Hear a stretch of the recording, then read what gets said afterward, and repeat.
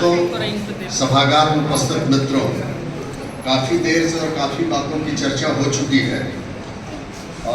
मिथिलेश जी ने अपने चर्चा के दौरान पृष्ठभूमियों की चर्चा की, जिसके गर्भ से प्रगतिशील लेखक संघ का जन्म हुआ था, और बहुत सारे साथियों ने अभी के राजनीतिक स्थिति के चित्रण का प्रयास किया।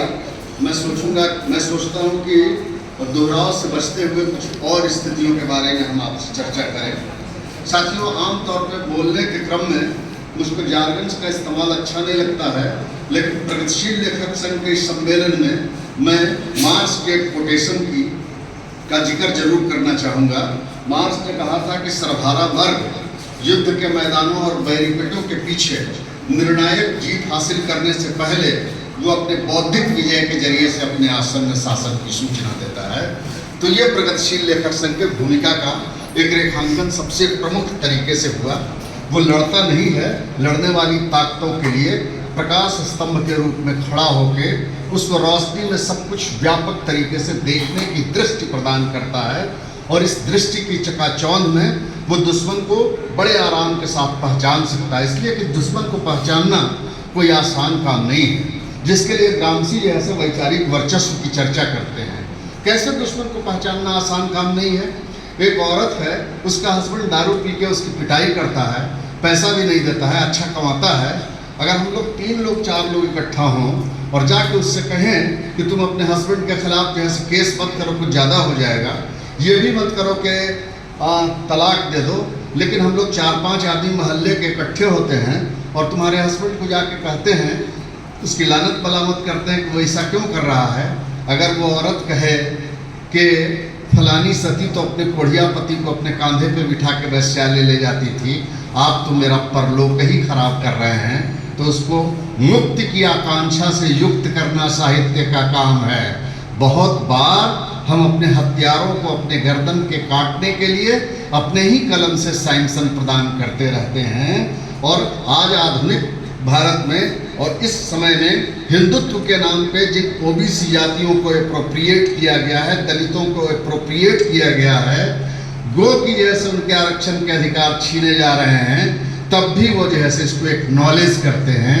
ये एक्नॉलेजमेंट जो है पॉलिटिकल लड़ाई से ज़्यादा आगे की चीज़ है, और यहीं जैसे सांस्कृतिक वर्चस्व की भूमिका का निर्माण होता है, और यहीं पे लेखक और कवि के लिए बड़े दायित्वों का जन्म होता है, और तब आप आसानी के साथ उसकी व्यापकता को समझ सकते हैं। यानी आप अपनी आकांक्षाओं से एक्सपोज हो जाएं, ये भी कोई आसान काम नहीं होता है। आप उनको उनकी आकांक्षाओं से एक्सपोज कर देते हैं, तो ये काम मोटा मोटी तौर पर मुझको समझ में आता है। लेखक और कलाकार अपने लेखकीय दायित्व के हिसाब से और अपने कलात्मक दायित्व के हिसाब से वो प्रगतिशील होने के लिए अभिशप्त है।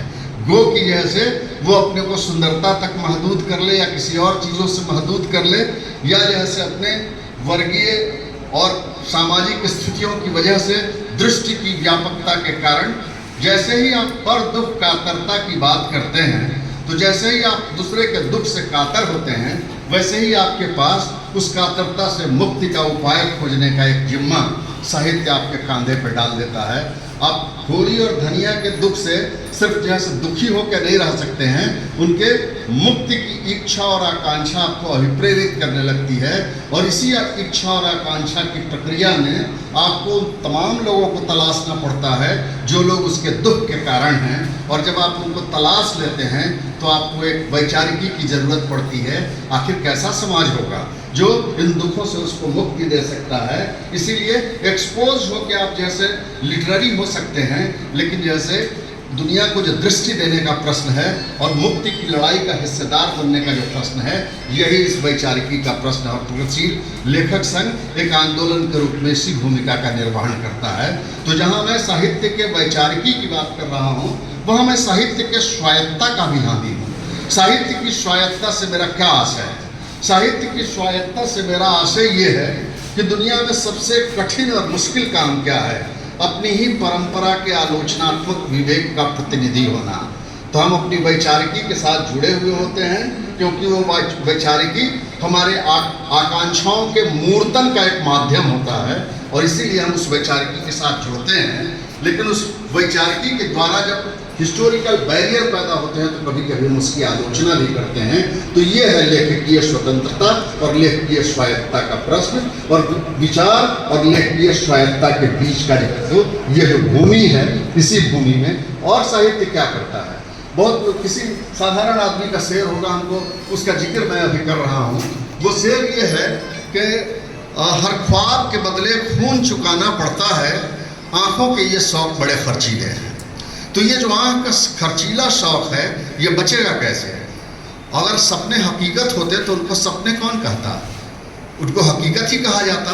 तो सपने और हकीकत के बीच हमेशा एक गैप होता है, और यही गैप जो है सो साहित्यकार की लीला भूमि भी है और यही साहित्यकार की क्रीड़ा भूमि भी है।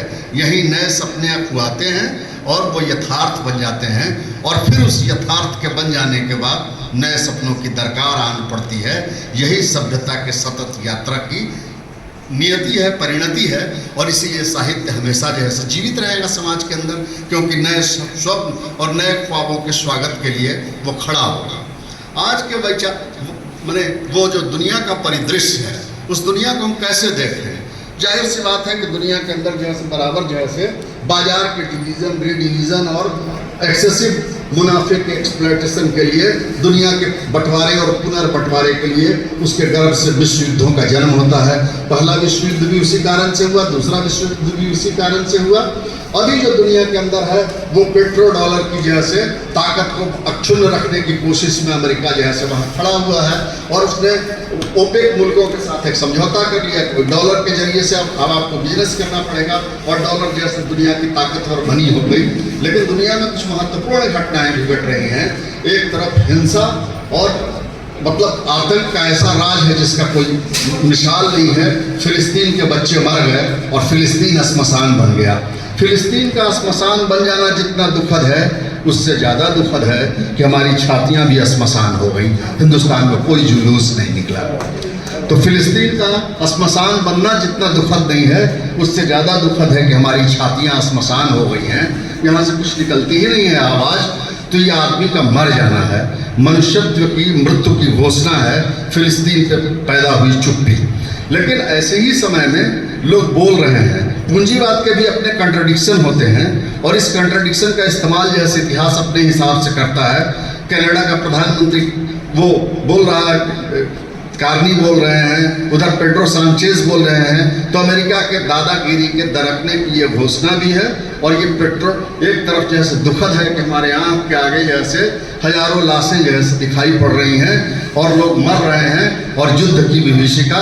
और वो क्या नाम था, मिनाब वो जगह का नाम था जहाँ 165 से ज़्यादा बच्चियों को जैसे कब्र में सुला दिया गया, जिनको अभी पता नहीं कितने सपने देखने थे और कितनी तितलियों के पीछे भागने की उनकी हसरतें जैसे उस कब्र में दफन होकर रह गई, ये तो हमको मालूम नहीं। लेकिन इन दृश्यों के बरक्स जैसे दुनिया के अंदर डॉलर की सत्ता को चुनौती दिया जा रहा है, और ईरान टिका हुआ है। ये टिकना क्या टिकना है और कैसे टिकना है, और यहाँ लिटरेचर मतलब क्या होता है, इसको भी मैं थोड़ा समझने की कोशिश करता हूँ। ज़्यादा मिसाइलें हैं, अमेरिका के पास मिलिट्री माइट बहुत ज़्यादा है, फिर भी ईरान क्यों टिका हुआ है? क्योंकि उसके पास 5000 साल की सभ्यता और संस्कृति है। सभ्यता और संस्कृति का क्या मतलब होता है?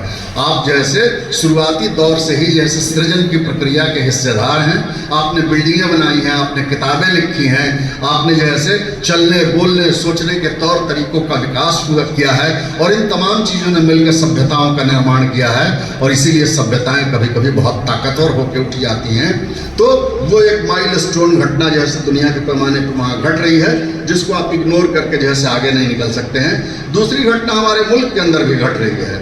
मोदी जी के इस ऑथोरिटेरियन रिजीम के खिलाफ बंगाल में 95% लोग निकले।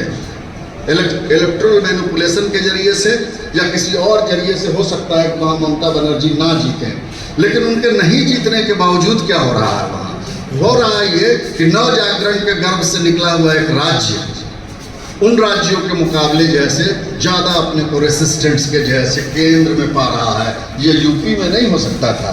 ये बिहार की बहुत चर्चा करते हैं कि आंदोलन की भूमि रही है, यहाँ जयप्रकाश नारायण पर रहे हैं, लेकिन ये पूरा जो पट्टी गाय गोबर पट्टी है, इस पट्टी के अंदर वो सांस्कृतिक पुनर्जागरण की अग्नि उस तरीके से जली नहीं तो वो उसी तरीके से रेसिस्ट नहीं कर सकता है। इसीलिए ये कला और संस्कृति की एक दूसरी भूमिका है। कला और संस्कृतियाँ और क्या करती हैं, आपके जैसे सदियों पुराने दकियानुस मान्यताओं को लात लगा के ठेल देती हैं। कैसे ठेल देती हैं वो लात लगा के? क्योंकि कला और संस्कृतियाँ जो है अपने करुणा और पर दुख का कर्ता की कसौटी पे जैसे आपके नैतिक मूल्यों की परीक्षा करते हैं, वो इसके अनुमोदन के लिए किसी शास्त्र के पास नहीं जाते हैं। शरद चंद्र लिखने बैठते हैं और चंद्रमुखी और पारों को एक बना देते हैं। ये साहित्य के कीमियागिरी का कमाल है। आपके सालों के जैसे एक जैसे सुंदर और सुसंस्कृत बहू का जो सपना है, उस सपना को लात लगा के ठेल देते हैं और एक नया मूल्य बोध पैदा हो जाता है। तो संस्कृतियाँ जैसे दकियानुस आइडियाज के साथ टकराती हैं, और जब वो टकराती हैं तो इसी को तो प्रगतिशीलता कहते हैं। प्रगतिशीलता कोई आसमान से टपकने वाली चीज़ थोड़ी है। ऐसे ही आप प्रगतिशील तुरंत हो जाते हैं। तो ये जो पूरा है वो वहाँ कहीं नहीं जाते हैं। और इसीलिए मैं फैज के एक शेर की चर्चा करना चाहूँ। कहते हैं, लोग कहते हैं अक्सर कि जैसा आप जब बहुत पीड़ा में होते हैं तो वो उससे जो प्रसव होता है वो साहित्यिक रचना है। मतलब साहित्यकार को प्रसव की पीड़ा से गुजरना पड़ता है नव कुछ नया सृजित करने के लिए, जब नया उसका आता है कोई सृजन। लेकिन फैज तो कहते हैं कि एक कड़ा दर्द जो गीत में ढलता ही नहीं, दिल के तारीख सिगाफों से निकलता ही नहीं। वो कह रहे हैं कि एक ऐसा कड़ा दर्द है जो दिल में ऐसे फंस गया है कि निकल ही नहीं रहा है। नहीं निकल रहा है कैसे? तो वैसे जैसे दांत में सिगाफ का मतलब दरार होता है, या दो पल्ले वाली जो पहले देहात में किवाड़ियाँ हुआ करती थी, उसमें कोई चीज़ घुस जाए और दांत में दिन भर जैसे आपका जीभ फंसा रहता है। तो कहते हैं ये दर्द जैसे ऐसा ही फंसा हुआ है दिल के अंधेरे दरार में कि निकल ही नहीं रहा है।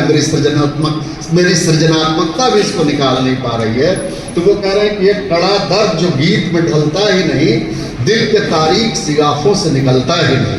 और जब ये कड़ा दर्द आपकी छाती में फंसता है तो दर्द की यह आतुरता दुनिया के तमाम दर्दमंदों के साथ आपको एकाकार कर देती है, और तुरंत आप सबके दर्द को समझ जाते हैं। और इसी दर्द के गर्भ से आप जैसे एक उदात्त मूल्य बोध का प्रसव करते हैं। तो ये जो पूरी लिटरेचर की प्रक्रिया है, इस प्रक्रिया में वो साहित्य जैसे गुजरता रहता है, और साहित्यकार को वो अपनी ड्यूटी तो निभानी पड़ती है। कैसे निभानी पड़ती है? कभी कभी रॉयल फॉक्स की तरह, लोरका की तरह, विक्टर हारा की तरह, जो मारे भी जाते हैं, नाजिम हिकमत की तरह, पाब्लो नेरुदा की तरह। इतिहास का हमसे सवाल ये है कि क्या हम पाब्लो नेरुदा की तरह अपने अंदर अपेक्षित साहस पा रहे हैं?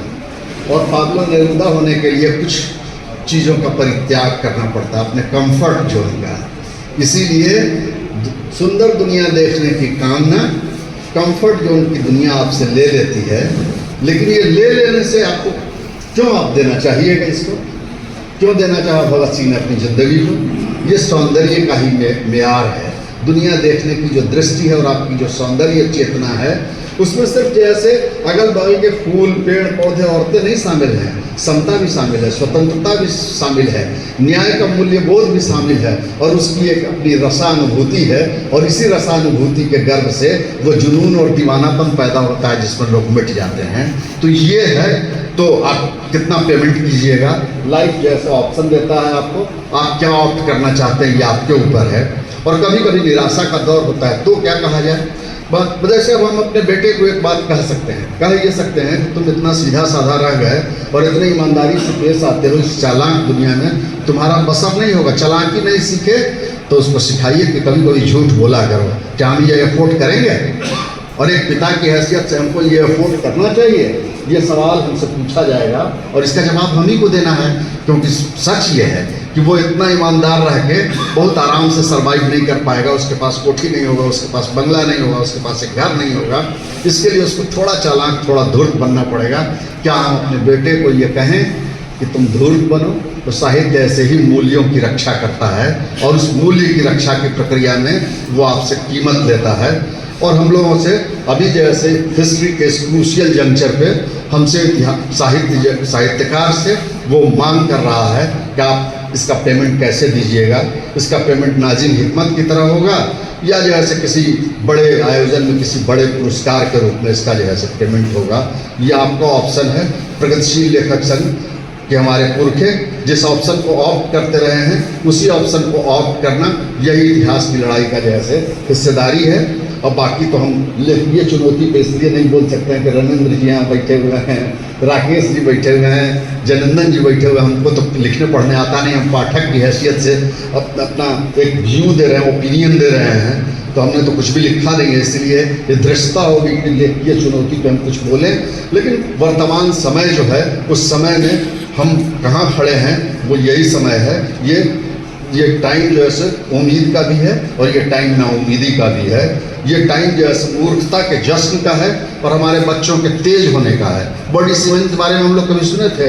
पूरा बेटा जो ऐसे कहा देता है कोई नहीं मोटा मत कहिए, वो फट से कहा देता है कि किसी को मोटा मत कहिए, दुबला मत कहिए, पतला मत कहिए। ये है उसका डेमोक्रेटाइजेशन। तो हिस्ट्री जैसे कुछ प्रॉपरली उनको टीच कर रहा है। और अंत में एक छोटा सा टिप्पणी और करना चाहूँगा। साहित्य और लिटरेचर का बचना इसलिए भी ज़रूरी है कि पूरा एल्गोरिदम का जो प्रोसेस है और एआई जो है वो सीखता किससे है? ट्रेनिंग के लिए जैसे उसको जैसे आपका डाटा चाहिए कि आप हंसते कैसे हैं, आप बोलते कैसे हैं, आप चलते कैसे हैं, ताकि वो ह्यूमन लाइक रिएक्ट कर सके और उस सिचुएशन में पहचान कर सके कि सामने वाला खुश है कि नाराज है। तो ये जो आप देते हैं उसको डाटा फीडिंग इसीलिए होता है और एआई ट्रेनिंग भी इसीलिए होती है कि वो हंसता कैसे है, बोलता कैसे है, चलता कैसे है। अगर डाटा ट्रेनिंग के लिए सिर्फ क्रूरता दुनिया में बची रहेगी तो इस इंटेलिजेंस के जवाब में हम यूटोपिया की बात करते हैं, मतलब एक स्वप्न लोक की बात करते हैं कि भाई एक स्वप्न लोक रचेंगे, लेकिन जैसे इसके लिए एक शब्द लोग इस्तेमाल कर रहे हैं डिस्टोपिया। ध्वंस का जैसे स्वप्न जो है साकार हो जाएगा अगर एआई जैसे उसी तरीके से ट्रेन अप होगा। लिखने वाले जिंदा रहेंगे, लोगों के दर्द महसूस करने वाले जिंदा रहेंगे, तो वो भी डिजिटलाइज होगा। और लोग कहते हैं कि एंजेलिक इंटेलिजेंस का होना बहुत ज़रूरी है और वही इंटेलिजेंस जैसे मनुष्यता के भविष्य की रक्षा करेगा।